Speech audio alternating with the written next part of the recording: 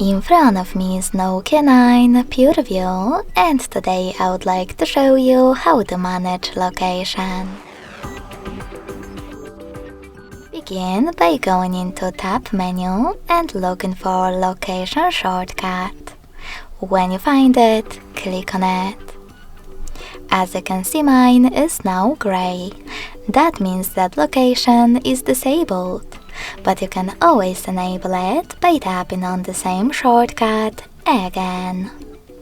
You can also go into Settings instead, look for Location section, and then manage it by choosing this switcher at the top. Thanks so much for watching. If you enjoyed this video, don't forget to leave a like, comment and subscribe. Bye!